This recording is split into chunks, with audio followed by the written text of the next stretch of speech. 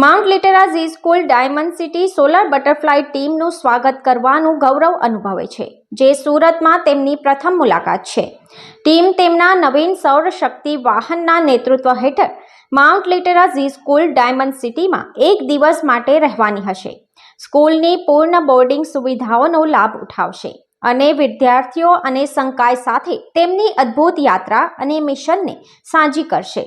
Solar butterfly વિશ્વનું સૌથી મોટું સૌરશક્તિ વાહન હાલમાં વિશ્વભરની 4 વર્ષની યાત્રા પર છે, જેમાં 6 મહાદ્વીપો અને 90 દેશોનો સમાવેશ થાય છે.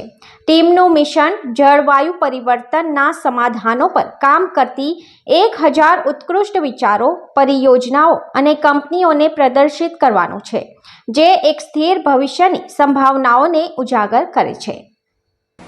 जी मैम, आपका नाम? जयश्री तलापात्र, मैं प्रिंसिपल हूँ Mount Litera Zee school Diamond City की. So today we are fortunate कि सोलर बटरफ्लाई ने हमारे स्कूल को सिलेक्ट किया है to showcase their project. Actually this is a team from Switzerland and Germany.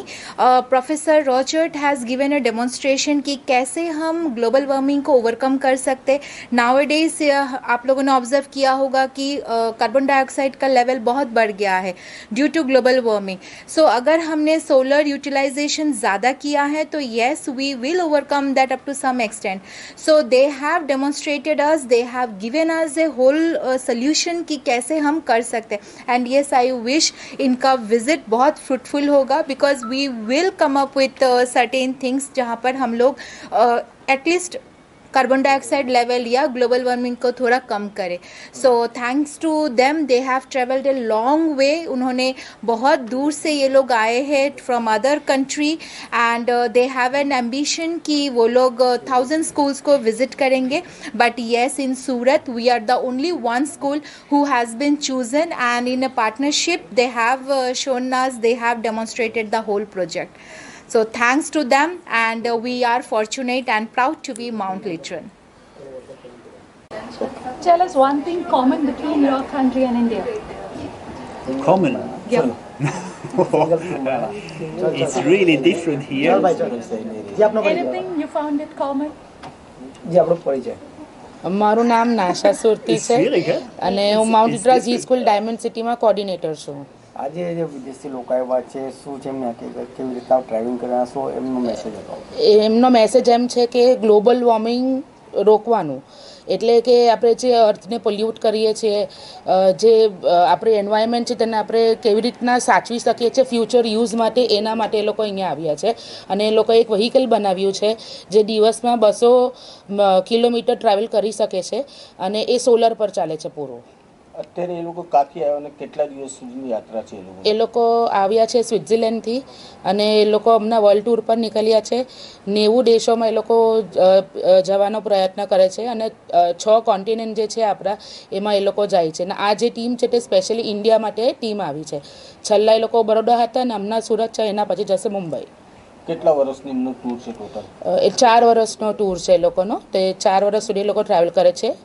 2022માં એ લોકોએ સ્ટાર્ટ કર્યું હતું અને હમણાં એ લોકોને 2 વર્ષ થયા છે અને હમણાં ઇન્ડિયામાં છે એ લોકો.